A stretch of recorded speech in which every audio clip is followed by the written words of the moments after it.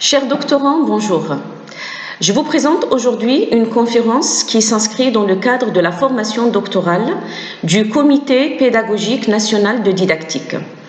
Il s'agit d'une conférence qui porte sur la question du positionnement épistémologique du chercheur. Pour votre cas, c'est le positionnement épistémologique du doctorant dans le cadre de la préparation de sa thèse de doctorat. En effet, quand on examine de près la littérature récente qui porte sur cette question, on peut remarquer une très grande importance accordée aux considérations épistémologiques. C'est vrai que de plus en plus, les chercheurs précisent ces derniers temps explicitement la position épistémologique de leur recherche.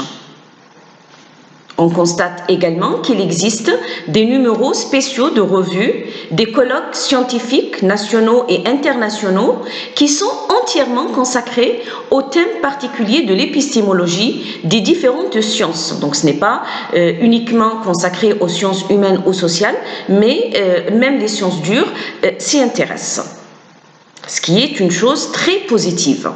Ceci dit, et paradoxalement, ce regain d'intérêt pour l'épistémologie s'accompagne parfois de préjugés qui restent tenaces, de confusion, surtout au niveau des jeunes chercheurs, des doctorants comme vous, qui continuent par exemple à confondre, notamment entre le positionnement épistémologique et le positionnement méthodologique ou le positionnement théorique, entre autres. L'objet donc de cette conférence est d'essayer de clarifier cette notion qui demeure au cœur des interrogations des chercheurs, pas uniquement les jeunes chercheurs, car elle les laisse devant un domaine qui évolue constamment. En effet, quand un chercheur, un doctorant comme vous, s'engage dans une recherche, il existe, il doit, et en fait, il est automatiquement, normalement amené à s'interroger sur un certain nombre de points qui, normalement, doivent porter pas uniquement sur les données elles-mêmes sur lesquelles il va travailler, mais sur la valeur scientifique des résultats attendus ou obtenus. Or, trop souvent, qu'est-ce que nous remarquons, surtout chez les jeunes, le jeune chercheur, le doctorant par exemple, c'est que ce dernier collecte ces données et entreprend directement l'analyse et l'interprétation des résultats, sans avoir effectué cette phase primordiale d'explicitation. En fait, il a allé directement vers la collecte des données, l'analyse des résultats, etc., sans qu'il passe par cette phase d'explicitation. On peut se poser la question, pourquoi ? La réponse, la raison, on est peut-être que le questionnement de ce doctorant, de ce jeune chercheur, porte souvent sur les éléments qui lui paraissent les plus intéressants. En l'occurrence, le corpus, l'analyse des données qui présentent pour lui les garants de la scientificité de sa recherche. Plus que sur ce qui se passe en amont, c'est-à-dire au moment de la réflexion et des prises de décision premières concernant par exemple le sujet, les hypothèses, les objectifs, enfin tout le projet de recherche. Cette conduite nous amène alors aujourd'hui à nous interroger sur cette question de la formation du jeune chercheur quant à la démarche de recherche, notamment en termes de pistes que la didactique met à sa disposition pour orienter son travail et faire ce choix. Je profite d'ailleurs pour saluer l'initiative du ministère de l'Enseignement supérieur qui a pensé à intégrer cette matière de didactique dans la formation initiale des doctorants comme matière transversale, leur permettant de développer certaines compétences nécessaires pour la rédaction et le montage du projet de la thèse de doctorat.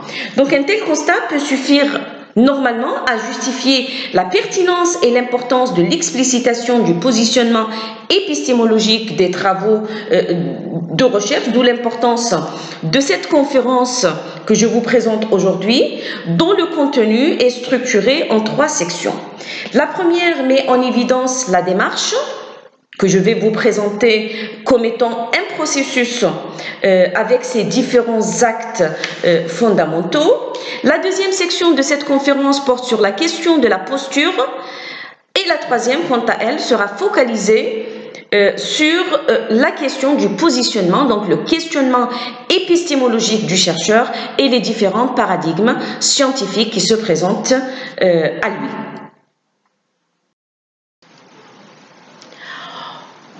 En effet, pour commencer, j'ai envie de vous dire, selon Bachelard, que pour un scientifique, toute connaissance est une réponse à une question. Tout démarre de là. Car le développement des sciences, mener une recherche dans une science donnée est nécessairement associé à l'acte de connaître. Dans la mesure où l'objectif d'une recherche scientifique doit renvoyer à la production de connaissances valables scientifiquement, la scientificité, quant à elle, ne peut prendre sens que dans la posture qui interroge l'acte de connaître.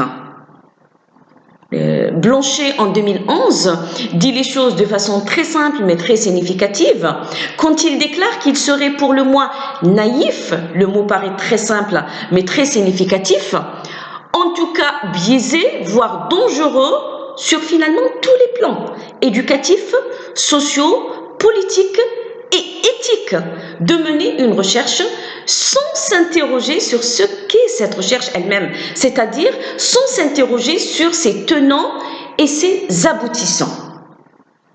En effet, interroger la connaissance ramènerait le chercheur à soulever l'épistémologie de la science dans laquelle il s'inscrit. Vous l'aurez deviné, science et épistémologie sont intimement liées. Et on ne peut pas s'inscrire dans l'une sans s'inscrire dans l'autre.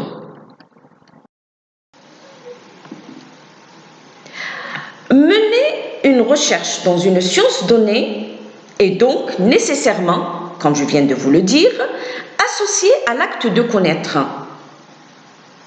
C'est quoi l'objectif principal des disciplines scientifiques, si ce n'est finalement la compréhension des phénomènes par l'attribution de signification à ces derniers.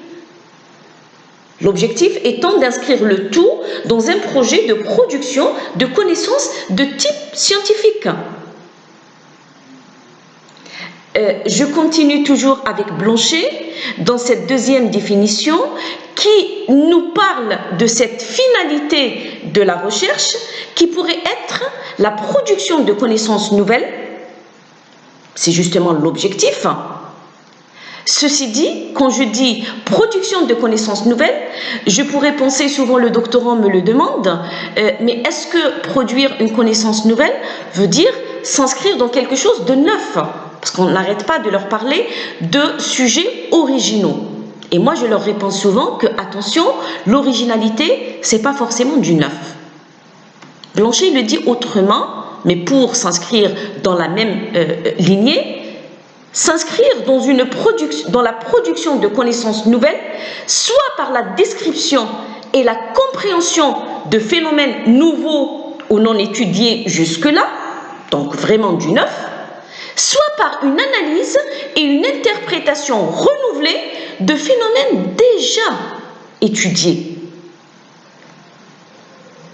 Ça veut dire que ce n'est pas forcément du neuf, qu'on pourrait travailler sur ce qui a été déjà étudié, et c'est notre position dans la recherche qui va justement déterminer l'originalité de notre projet. Ça pourrait se faire suite à une modification de point de vue, de méthode, de catégorie d'analyse par exemple, de mise en contexte, de questionnement scientifique, de demande sociale autour de nous, de perspectives d'intervention. Enfin, il y a énormément de situations qui pourraient justifier le problème de recherche et l'inscrire dans une originalité qui s'inscrit dans cette finalité de la recherche qui est la production d'une connaissance nouvelle. Ça pourrait être par exemple l'absence totale ou partielle de connaissance sur un phénomène ou un élément de réponse à la question générale. ou par exemple l'impossibilité de généraliser des conclusions de recherche antérieures à une situation particulière. J'espère qu'on aura peut-être un jour l'occasion de travailler avec vous la question de la contextualisation qui explique très très bien ce deuxième point. La négligence de certaines variables au cours d'une recherche alors qu'il existe des raisons de penser qu'elles sont influentes. C'est aussi une situation qui pourrait justifier une recherche scientifique.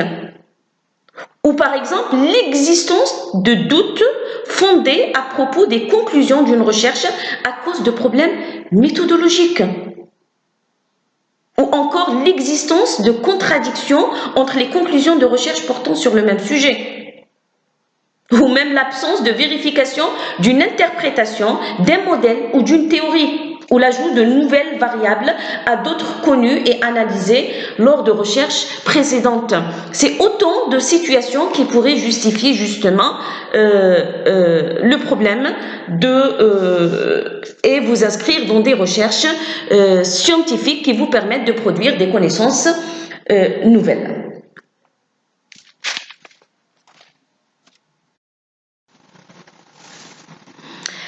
Avant de continuer sur cette idée du positionnement épistémologique, je voudrais quand même m'arrêter un moment au début pour vous parler de ce que c'est déjà qu'une démarche de recherche. En effet, dès qu'on s'engage dans une recherche, on doit s'inscrire dans le processus de recherche, dans la démarche de recherche.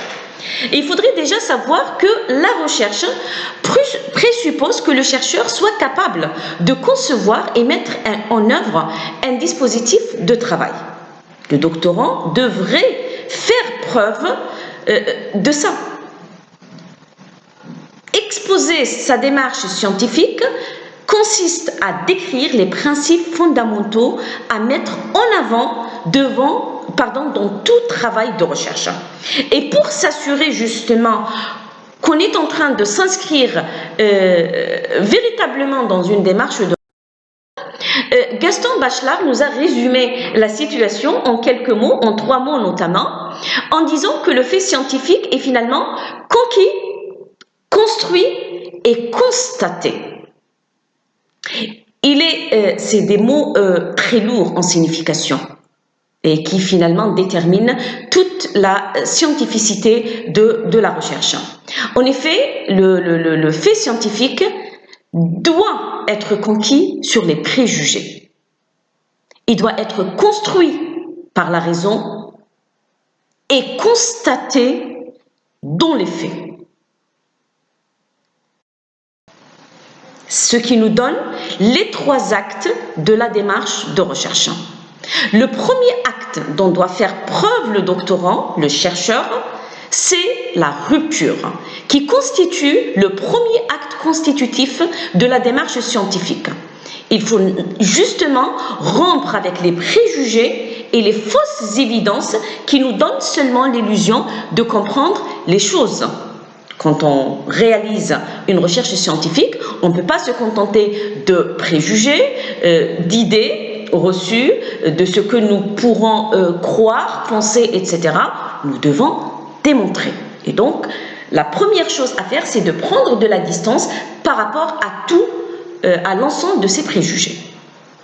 Le deuxième acte constitutif de la démarche scientifique est la construction. Pas de constatation fructueuse sans construction d'un cadre théorique de référence. On ne peut pas soumettre n'importe quelle proposition à l'épreuve des faits. Les propositions doivent être d'abord le produit d'un travail rationnel, d'un travail fondé sur la logique et sur un bagage conceptuel valablement constitué. Le fait scientifique est construit par la raison. Je ne peux pas imaginer une recherche en dehors d'un cadre théorique, c'est pas possible. Le troisième acte de la démarche de recherche est la constatation. Le fait scientifique est constaté dans les faits. C'est une proposition, aucune proposition n'a droit à un statut scientifique que dans la mesure où elle est susceptible d'être vérifiée par des informations sur la réalité concrète. C'est d'ailleurs ce que nous avons tendance à appeler la constatation ou pour certains l'expérimentation. Donc, si je dois récapituler, tout travail scientifique repose sur des présupposés qui président à la vision du monde du chercheur. L'explicitation permet donc de contrôler sa démarche de recherche et d'accroître la validité de la connaissance qui en est issue. Je cite d'ailleurs Perret et Civil et je vous invite à lire les articles de ces deux chercheurs qui ont beaucoup travaillé justement sur cette question du positionnement épistémologique du chercheur. Et on pourrait finalement dire que l'ancrage épistémologique de la recherche indique le type de chemin que le chercheur emprunte pour connaître. C'est aussi simple que ça. Le positionnement épistémologique de la recherche va indiquer au chercheur le chemin qu'il va devoir emprunter pour justement produire de la connaissance et s'inscrire dans une recherche scientifique. Il lui fournit le cadre dans lequel va se dérouler son activité scientifique. Voilà. Donc, puisque c'est une nécessité, définir une posture de recherche est une nécessité, l'activité scientifique relève de certains principes épistémologiques, théoriques, méthodologiques et techniques, même si aujourd'hui nous allons juste nous attarder surtout sur les principes épistémologiques, dont il faut rendre compte de manière, attention, non seulement à valider les connaissances produites, parce que c'est notre objectif, mais également, rappelez-vous ce que j'ai dit au début, cette explicitation en amont, il faudrait également discuter de leur fondement et de leur construction. En effet, les questions que pose la définition d'une posture de recherche concernent plusieurs points que je cite ici, les principes. Je veux dire les principes, les valeurs du chercheur, les concepts, donc le cadre conceptuel théorique du chercheur, les méthodes, son cadre méthodologique, mais également les résultats des connaissances produites. Donc vous voyez, définir une posture de recherche concerne finalement tout le projet de recherche, le détermine. On parle de posture ou de position épistémologique, finalement indiquer le paradigme de recherche dans lequel s'inscrivent les choix théoriques et méthodologiques effectués. Ce qui fait d'ailleurs la différence entre les différentes recherches. Pour indiquer le paradigme de recherche dans lequel s'inscrivent les choix théoriques et méthodologiques effectués par le chercheur dans sa recherche. Explicitation, compréhension, description, enfin tout dépend des principes du chercheur et des choix qu'il aurait effectués.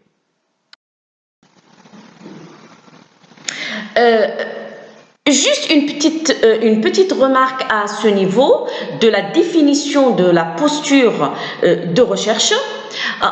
En effet, expliciter son système de valeurs, ses principes, et s'inscrire dans un paradigme d'observation sont des étapes importantes de la recherche, on l'aura compris. Mais ce sont des étapes qui impliquent une certaine prise de conscience d'une subjectivité. C'est inévitable. C'est une subjectivité à laquelle nous pouvons échapper. Parce que d'un côté, nous avons nos principes, nos valeurs en tant que chercheurs, et de l'autre côté, nous avons le paradigme d'observation choisi. Qu'est-ce qu'il faut faire à ce niveau-là?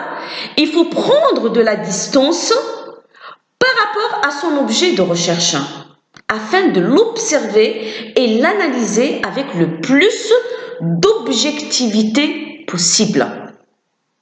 C'est une étape également primordiale au début quand on voudra observer son objet de recherche.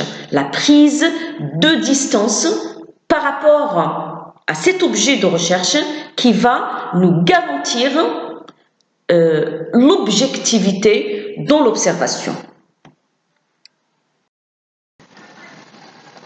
Donc, nos orientations de recherche dépendent en effet, comme je viens de vous le dire, de notre posture épistémologique et influencent en retour le positionnement méthodologique. C'est pour vous dire que finalement, le positionnement méthodologique dépend de la posture et de la position épistémologique que vous aurez choisie. Et influence, donc, définir sa posture épistémologique va vous permettre donc de justifier vos choix, de fournir un cadre à votre recherche.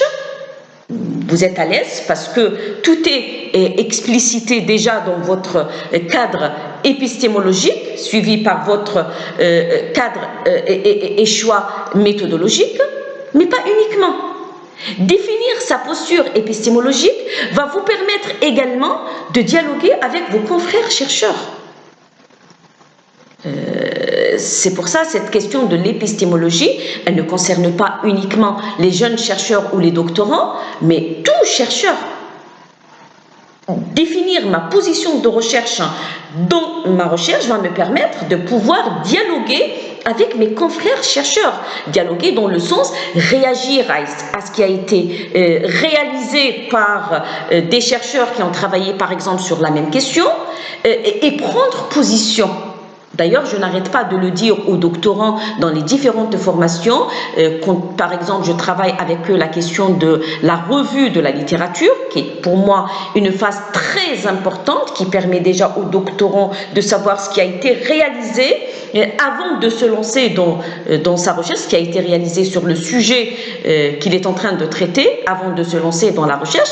Et je n'arrête pas de leur dire, attention, quand vous faites votre synthèse, il ne s'agit pas uniquement d'une compilation de citations, de théories et non, il faut faire une synthèse critique en prenant position. Et c'est en effet à ce moment-là que vous allez, je mets entre parenthèses le verbe, dialoguer avec les autres chercheurs qui ont travaillé sur la question que vous êtes en train de traiter dans, par exemple, votre thèse de doctorat.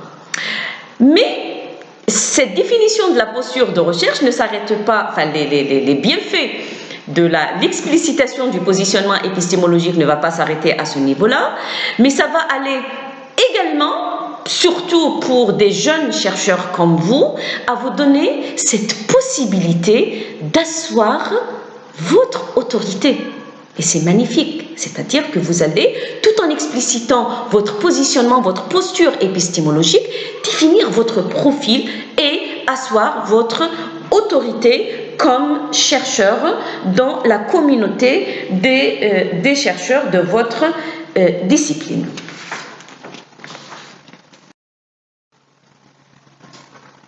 Le positionnement donc épistémologique est nécessaire à tout chercheur.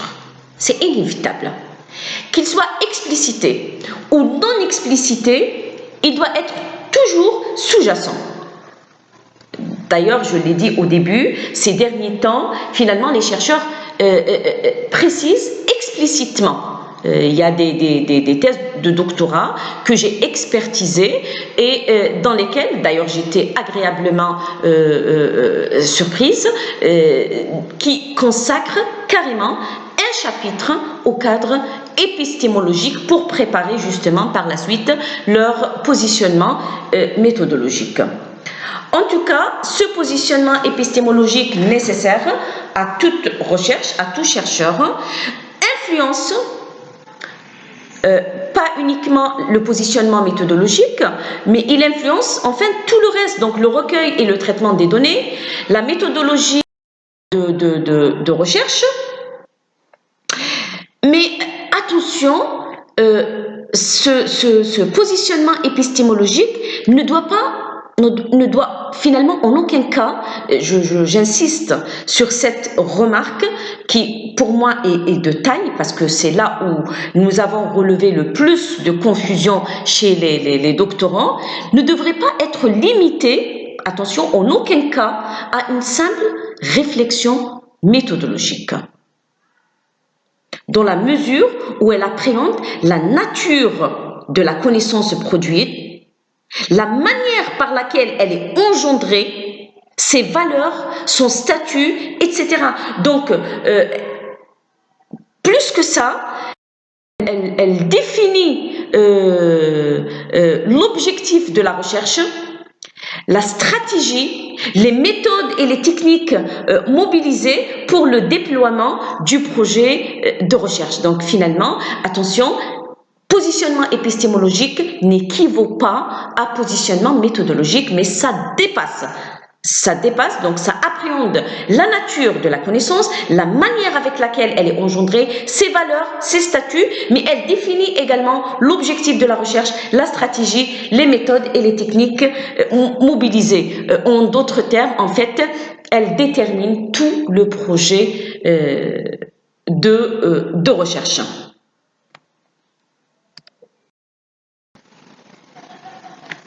Ce questionnement épistémologique est donc incontournable. Je pense que on en est convaincu à ce niveau de l'explicitation de la question. Il est incontournable parce que il met le chercheur à l'aise et lui permet justement d'effectuer des choix qui seront explicites et permettent justement la compréhension de sa recherche. La question qui se pose maintenant, c'est en quoi consiste le questionnement épistémologique, qui est une partie intégrante de la recherche. En définissant son questionnement épistémologique, le chercheur doit s'interroger sur l'objectif de sa recherche. Il doit également s'interroger sur les éléments de l'argumentation, sur la neutralité du chercheur, l'objectivité, on en a parlé, la présentation des résultats, et ça va, cette interrogation, jusqu'au développement des conclusions. 3 paradigmes épistémologiques se présentent à chaque chercheur selon la discipline dans laquelle il s'inscrit. Donc traditionnellement, on peut distinguer le paradigme positiviste, le paradigme constructiviste et le paradigme interprétativiste. Donc nous avons 3 paradigmes. Je ne vais pas trop m'attarder dans l'explication de ces 3 paradigmes, mais je vais quand même dire quel est le projet de chacun. Ces épistémologies dominantes comportent différentes caractéristiques. Entre autres, la vision de la réalité, donc on passe d'un paradigme à un autre en fonction de notre vision de la réalité, ou en fonction de la nature du savoir. On passe également d'un paradigme à un autre en fonction de la finalité de notre recherche ou de notre place comme chercheur dans cette recherche et parfois également par rapport au choix méthodologique. Donc si je dois vous définir ces 3 paradigmes, on pourrait brièvement dire que le positivisme a pour projet d'expliciter la réalité en lui donnant une essence propre. C'est autrement dit, pour ce paradigme scientifique, la réalité existerait en dehors de celui qui l'observe et posséderait une ontologie absolue. Donc vous voyez, par rapport, on se situe dans ce paradigme positiviste par rapport à la nature de la réalité, mais également par rapport à la position du chercheur dans la recherche et par rapport au savoir. Le deuxième paradigme étant le constructivisme qui considère que la réalité est construite socialement, donc ce n'est pas la même chose que le positivisme, et que les connaissances sont le résultat d'un processus de construction sociale. Donc ce n'est pas le même projet. Le projet du constructivisme est de co-construire la réalité avec les acteurs. L'interprétativisme, quant à lui, est un paradigme qui se concentre sur la compréhension des phénomènes sociaux et culturels à travers l'interprétation des significations que les acteurs leur donnent. Donc il est basé plutôt sur l'interprétation. Ceci dit, ce que je voudrais aussi souligner comme remarque, également de taille à ce niveau-là, c'est qu'il est impossible d'établir un ordre de supériorité entre paradigmes. Nul ne pourrait vous dire « Non, mais attention, vaut mieux vous inscrire dans le positivisme ou plutôt dans l'interprétativisme. » Il n'y a pas d'ordre de supériorité entre les paradigmes. Le choix d'une posture ou d'une autre est souvent influencé par les traditions culturelles et par les croyances même du chercheur, par vos principes et vos valeurs. Ceci dit, je pourrais rapidement vous dire entre parenthèses que, par exemple, le positivisme domine largement la conception nord-américaine, par exemple, de la recherche. Tandis que si vous allez vers l'Europe, vous allez remarquer que c'est plutôt l'interprétativisme et le constructivisme, qui sont les plus dominants. Voilà. En tout cas, un objet de recherche ne peut être propre à un paradigme épistémologique. Attention, c'est une autre confusion. Ne pensez pas que c'est votre objet de recherche qui va vous inscrire dans un tel ou tel paradigme épistémologique. Non, c'est au contraire, ou plutôt le mode d'accès à cet objet qui va caractériser votre positionnement épistémologique. Donc attention, le choix d'une posture paradigmatique ne peut pas être expliqué uniquement par l'intérêt pour un construit social, mais finalement, en grande partie, il est expliqué par la manière avec laquelle vous voulez souhaiter créer de la connaissance. Donc ce n'est pas l'objet qui détermine la position épistémologique, c'est l'accès à cet objet qui définit votre posture et votre position épistémologique. Je ne vais pas aller à la conclusion sans vous dire que finalement dans les travaux récents, toujours en considérant cette question de l'épistémologie comme étant une partie intégrante de la recherche, comme une démarche rationnelle, il y a eu beaucoup de chercheurs. J'ai choisi pour vous, pour l'occasion de cette conférence, un des chercheurs qui a travaillé sur cette question, Dortier, et qui, lui, par exemple, envisage, cette position de ce chercheur vient compléter ce que je viens de vous dire dans les diapositives précédentes. Lui, il envisage le terme d'épistémologie sous un autre angle finalement, lequel c'est celui de la démarche rationnelle et analytique.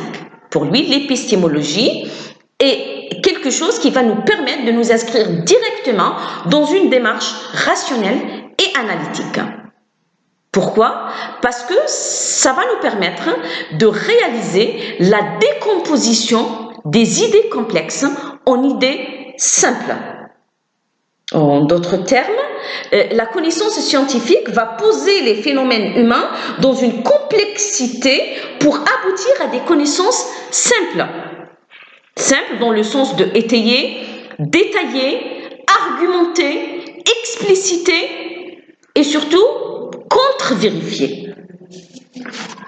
On sent le fait scientifique, l'étude scientifique convertit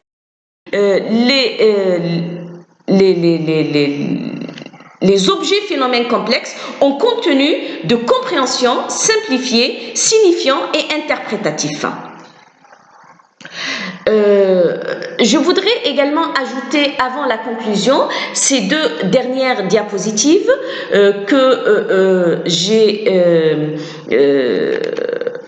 prise de la conférence de Madame Nabila Benfouhou, présidente du Comité national de formation pédagogique de la matière, de la formation doctorale de la matière didactique, dans lequel elle présentait justement la conférence que je vous fais aujourd'hui et qui nous explique que finalement le positionnement épistémologique, cette démarche rationnelle, va permettre aux doctorants de réfléchir d'un point de vue didactique en lui permettant justement de pouvoir réaliser deux types d'activités.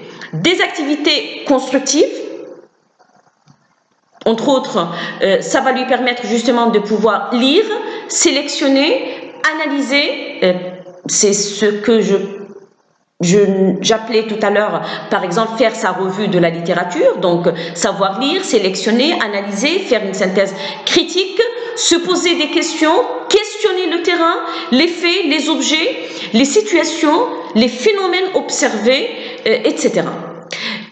Pour pouvoir justement arriver à une deuxième phase qui serait une phase de production où il va pouvoir justement transposer les champs conceptuels dans sa recherche, confronter les théories, donc prendre position, synthétiser de manière critique, s'inscrire dans un champ disciplinaire par rapport à d'autres, etc.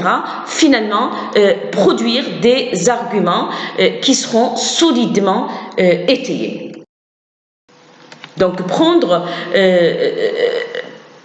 de la distance par rapport aux disciplines et aux théories de référence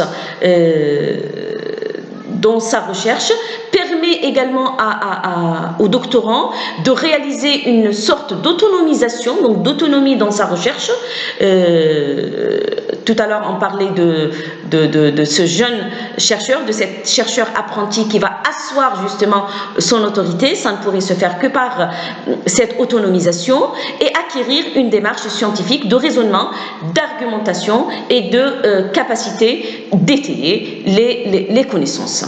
Donc, il pourra également, dans un second temps, s'approprier les littératies universitaires, donc se conformer au discours universitaire dans la rédaction de sa thèse, se conformer à l'intégrité scientifique dans les écrits, dans ses écrits scientifiques, donc sa thèse de doctorat, mais les articles scientifiques que vous serez par exemple appelé à rédiger pour la soutenance de votre thèse, mais après cette soutenance, etc.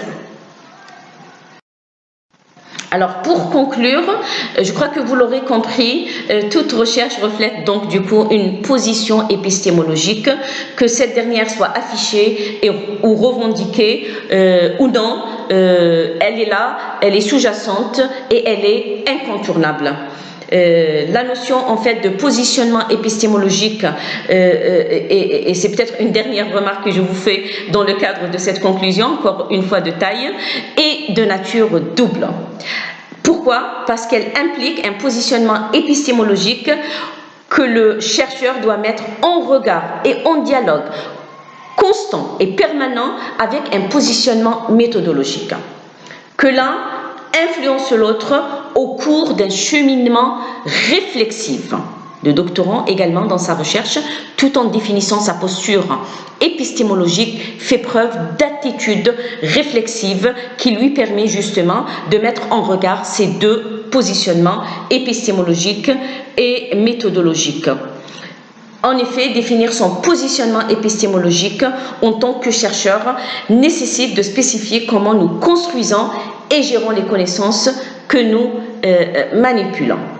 C'est finalement, si vous permettez, et je termine avec ça, c'est cette spécification c'est de cette spécification que dépend notre méthodologie de recherche qui permet à partir d'un corps de principes et de repères reconnus, je cite Damézière et Narcicombe, au contexte spécifique, de construire une action adaptée au contexte spécifique dans lequel elle se met en place. Je vous laisse une liste de références bibliographiques qui traitent de cette question de l'épistémologie. Ça pourrait peut-être vous aider à comprendre encore mieux la notion que je viens de développer avec vous et vous aider à définir votre posture épistémologique lors de la rédaction de vos thèses de doctorat. Et vous quitter. C'est vrai que c'est dommage, la conférence n'est pas en direct, mais je crois que Madame Nabila Benhouhou, lors de sa première conférence, vous a laissé son adresse électronique. Je vous laisse la mienne aussi ici sur cette conférence. Elle vous a laissé également l'ensemble des noms des membres qui constituent ce comité pédagogique national de didactique et je me fais un plaisir de répondre aux éventuelles questions que vous voudriez me poser par rapport à cette conférence. Voilà, encore une fois, merci et à très bientôt, je l'espère.